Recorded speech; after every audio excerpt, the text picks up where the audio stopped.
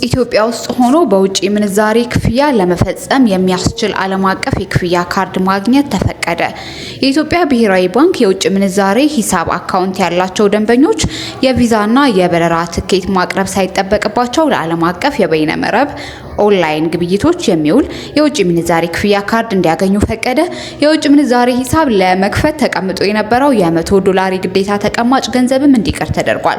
የኢትዮጵያ ብሔራዊ ባንክ ትናንት ረቡዕ የካቲት 4 2018 ዓ.ም የውጭ ምንዛሬ መያዣ ማግኘት እና መጠቀምን በተመለከተ የተቀመጡ ገደቦችን ይበልጥ ያላላ ማሻሻያ ይፋ አድርጓል።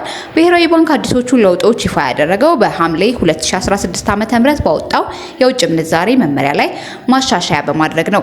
አረንጓዴ መጽሐፍ በመባል የሚጠራው ይህ መመሪያ የወጣው በሐምሌ 2016 ዓ.ም ማክሮ ኢኮኖሚ ሪፎርም ተግባራዊ መሆን ሲጀምር ነው። መጀመሪያው የውጭ ምንዛሬ ከመንግስት ተመን ወጥቶ ገበያ መር እንዲሆን ያስቻለ በመሆኑም ይታወሳል።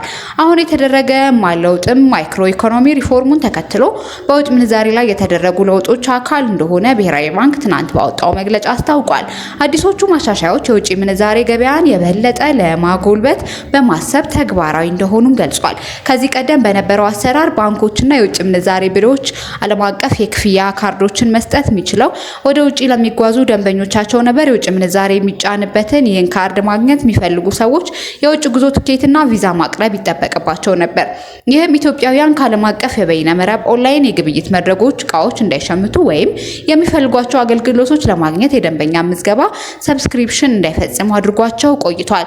ብሔራዊ ባንክ ትናንት ይፋ ባደረገው ማሻሻያ ዓለም አቀፍ ካርድ ለማግኘት ተቀምጦ የነበረውን የውጭ ጉዞ ቅድመ ሁኔታ አንስቷል። ባንኮች ለደንበኞቻቸው በዓለም አቀፍ ደረጃ የታወቁ ካርዶችን እንዲያወጡ በሂሳብ ባለቤቱ ጥያቄ መሰረት የቪዛና የጉዞ ትኬት ሳያስፈልግ የውጭ ምንዛሬ እንዲጭኑ እንደተፈቀደላቸው አዲሱ መመሪያ ያስረዳል።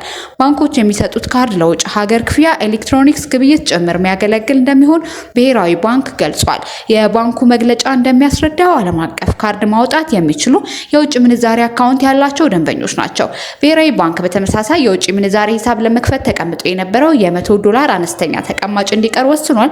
የውጭ ምንዛሬ ሂሳብ ለመክፈት ምን ያህል ዶላር መቀመጥ አለበት የሚለውን ባንኮች ራሳቸው እንዲወስኑ መፈቀዱን መመሪያው ላይ ሰፍሯል። ብሔራዊ ባንክ የውጭ ምንዛሬ በሚገኝባቸው ሌሎች መንገዶች ላይም ተቀምጦ የነበረው ቪዛና የጉዞ ትኬት የማቅረብ ግዴታ አስቀርቷል። በቀደመው አሰራር ለሕክምና ወደ ውጭ የሚጓዙ ሰዎች የውጭ ምንዛሬ ለማግኘት ቪዛ ከተቻለ የጉዞ ትኬት እንዲያቀርቡ ይጠየቁ ነበር። በአዲሱ መመሪያ መሰረትም ለሕክምናና ትምህርት ወደ ውጭ የሚጓዙ ሰዎች ቪዛና የአውሮፕላን ትኬት ሳያቀርቡ እስከ $200,000 ድረስ ማግኘት ይችላሉ። ሌላኛው የብሔራዊ ባንክ ማሻሻያ ኢትዮጵያውያን ወደ ውጭ ሀገር ገንዘብ መላክ ከሚችሉበት መንገድ ጋር የተያያዘ ነው። በአዲሱ አሰራር የውጭ ምንዛሬ ሂሳብ ያለው ደንበኛ ለትዳር አጋሩና ለልጆቹ ትምህርት፣ ሕክምናና ጉዞ ወጪ ክፍያ መፈጸም ተፈቅዶለታል። በተጨማሪ ኢትዮጵያውያን ከሀገር ውጭ ለሚኖሩ ዘመዶቻቸው እገዛ የሚውል እስከ $3,000 የሚደርስ ገንዘብ ወደ ሌላ ሀገር መላክ ይችላሉ። ይህን የውጭ ምንዛሬ የሚልኩበትን አሳማኝ ምክንያት ማቅረብ እንዳለባቸው መመሪያው ላይ ተጠቅሷል። $10,000 በላይ ይዘው ከውጭ ሀገር ወደ ኢትዮጵያ የሚገቡ ነዋሪዎች ላይ ተጥሎ የነበረው በጉምሩክ የማሳወጅ አሰራር በአዲሱ ማሻሻያ እንዲቀር ተደርጓል። የትኛውንም ያህል መጠን ያለው የውጭ ምንዛሬ ያለ ጉምሩክ ሰነድ መመንዘር ወይም ተቀማጭ ማድረግ እንደሚቻል ብሔራዊ ባንክ አስታውቋል። ከተመዘገቡ የውጭ ኢንቨስትመንቶች የተጣራ ትርፍ ወይም የትርፍ ድርሻ የሚያገኙ አካላት ገንዘባቸውን ወደ ውጪ ለመላክ የሚከተሉትን አሰራር በአዲሱ ማሻሻያ ተቀይሯል። ከዚህ ቀደም በነበረው አሰራር ይህ ፈቃድ የሚሰጠው በብሔራዊ ባንክ ነበር። ትናንት ይፋ የተደረገው አሰራር ደግሞ ባንኮች እውቅና ከተሰጣቸውና ከተመዘገቡ የውጭ ኢንቨስትመንቶች የሚገኝ የተጣራ ትርፍ ወይም የትርፍ ድርሻ ወደ ውጭ ሀገር እንዲላክ የመፍቀድ ስልጣን ተሰጥቷቸዋል። ባንኮች ይህንን ፈቃድ ሲሰጡ ግን ከውጭ የሚላከው የገንዘብ መጠን በዚያን ጊዜ ከተገኘው ጠቅላላ ትርፍ ወይም የትርፍ ድርሻ የማይበልጥ መሆኑን ማረጋገጥ ይጠበቅባቸዋል። ኢትዮጵያ ውስጥ የሚገኙ ድርጅቶች በሌላ አገር መዋዕለ ንዋያቸውን ፈሰስ የሚያደርጉበት አሰራር በአዲሱ መመሪያ ተዘርግቷል። ተቋማቱ በውጭ ሀገር ኢንቨስት ማድረግ የሚችሉ የመዋዕለ ንዋያቸውን ሁኔታ በኢትዮጵያ ብሔራዊ ባንክ እያስመረመሩ ሲፈቀድላቸው እንደሆነ ተገልጿል። ይህ መረጃ የተገኘው ከቢቢሲ ነው። እንዴት አላችሁ? እኛ በደህና አለን።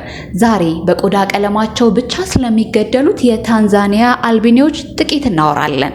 አጃይብ ነው መቼም። በምስራቅ አፍሪካዊቷ ሀገር ታንዛኒያ የሚኖሩ አልቢኖች መከራቸው ብዙ ነው። አልቢኖ ማለት ሰውነታችን ሜላኒን በተባለ ንጥረ ነገር እጥረት የተነሳ ቀለሙ ነጭ የሆነ ቆዳ ይዞ ሲፈጠርና የፀሐይ ብርሃንን መቋቋም የማይችል አይኖች ሲኖሩት ነው። በእርግጥ ሌሎቹ እክሎች አብረው ይፈጠራሉ። እኛም ሀገር ላይ ብዙ አልቢኖች አሉ። ታንዛኒያ ግን በዓለም በአልቢኖች ብዛት ትታወቃለች። ታንዛኒያውያን አልቢኖች ሴቶች ከአጋንንት ጋር ተዳርተው የወለዷቸው ናቸው ብለው በጽኑ ያምናሉ። በዚህ የተነሳ ስጋቸውና ደማቸው ለጥንቆላና መተት አምልኮ በእጅጉ ተፈላጊ ነው ብለው ያምናሉ። ጠንቋዮችና መተተኞች የአልቢኖች ተጠቂዎች ስጋና ደም ላመጣላቸው ሰው ከፍተኛ ገንዘብ ይከፍላሉ። ከአልቢኖች ጋር ግብረ ስጋ ግንኙነት መፈጸም ደግሞ ከኤችአይቪ ይፈውሳል ብለው ስለሚያምኑ በተደጋጋሚ በበሽታው በተጠቁ ሰዎች ይደፈራሉ። የአልቢኖች ስጋ ወይም በህይወት እያሉ እጃቸውና እግራቸው ተከትፎ ነው የሚወሰደው። በብዛት የሚቸበቸበው ደግሞ የምርጫ ሰሞን ነው። በሀገሪቷ በሚካሄደው ህዝባዊ ምርጫ የሚወዳደሩ ከወረዳ እስከ ክልል ብሎም እስከ ፌዴራል መንግስት ያሉ ተወዳዳሪዎች ጠንቋይ ቤት መሄዳቸው የተለመደ ነው። ግብሩ ደግሞ የአልቢኖችን ደምና ስጋ ነው። አልቢኖችን የሚያድኑ ሰዎች ምርጫ በደረሰ ቁጥር ገበያውን ያደሩታል። እስከ 75,000 ፓውንድ ድረስ የአልቢኖችን ስጋ ይሸጣሉ። የምርጫ ተወዳዳሪዎች ባለስልጣናት በአልቢኖች ደምና ስጋ ባሰሩት ጥንቆላ ስልጣኑን ሲቆናጠጡ አልቢኖችን የሚከላከል ፖሊሲ ለማውጣትና ለማስፈጸም ልባቸው ይዋልላል። ምርጫ በደረሰ ቁጥር በይበልጥ የሚደራው የአልቢኖች ስጋ ችብችብ ያለ ምርጫ ሰሞኑን ለበሽታው መፈወሻ፣ ለአእምሮ እድገት፣ ከኤችአይቪ መፈወሻ፣ ለሀብት ብልጽግና፣ መተት፣ ለስኬታማ ትዳር እየተባለ በጠንቋዮች ተቀምሞ ይሸጣል።